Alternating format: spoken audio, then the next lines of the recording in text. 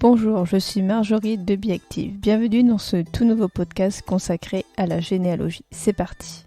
On commence avec les mises en ligne de la semaine pour Généanet. Vous avez au niveau des liasses notariales dans le département de l'Ariège et dans le département du Rhône, également les recensements de la Seine-Saint-Denis.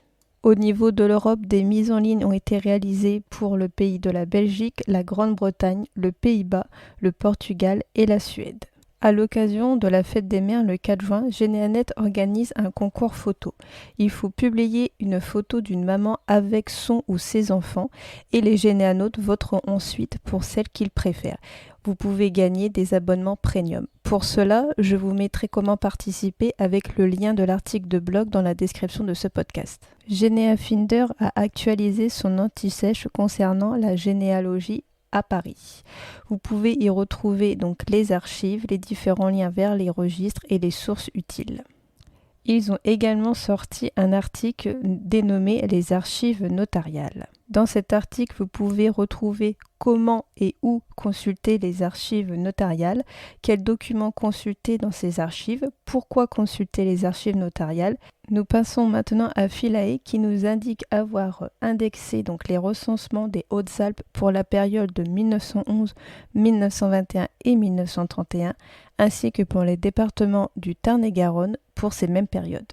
Pierre-Valéry Archassal de la Revue française de généalogie nous indique que plus de 12 000 nouvelles photos du Paris au XXe siècle ont été mises en ligne. La moitié de ces 12 000 images sont consultables en ligne grâce à un nouvel outil cartographique interactif. Ce nouvel outil, je vous mettrai le lien du site dans la description de ce podcast. Vous pourrez rechercher donc avec une barre de recherche une image ou une adresse. France Archives nous indique que les Archives des Landes mettent en ligne sur leur site web les annuaires des Landes entre 1800 et 1940.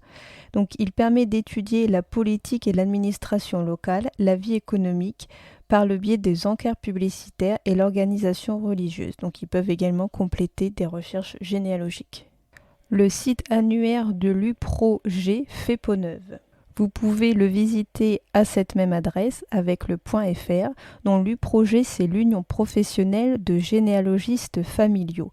Donc il permet de mettre en relation des généalogistes professionnels familiaux et des clients. Le musée de la Grande Guerre organise une exposition infirmière héroïne silencieuse de la Grande Guerre. Donc c'est une visite à distance qui a eu lieu ce lundi à 18h30. Donc c'est gratuit. Par contre, la réservation est indispensable pour disposer du lien de connexion. Je vous mettrai le lien vers le site et le programme dans la description de ce podcast. Sur Radio France, France Culture, je vous conseille le podcast avec Bénédicte Grell, maîtresse de conférences en archivique, qui nous indique un podcast sur photo Facebook, mail, SMS, à quoi ressembleront les archives du futur. Au niveau des guides de généalogie, vous pouvez retrouver aux éditions Archives et Culture la 3e édition mise à jour de Retrouver ses ancêtres italiens et la 3e édition augmentée Archives de notaires et généalogie. Vous pouvez également retrouver sur le site Retro News le podcast Série Noire à la une qui nous fait part des phénomènes criminels. Je vous rappelle que dans la description de ce podcast, vous pouvez retrouver tous les événements et les ateliers généalogiques.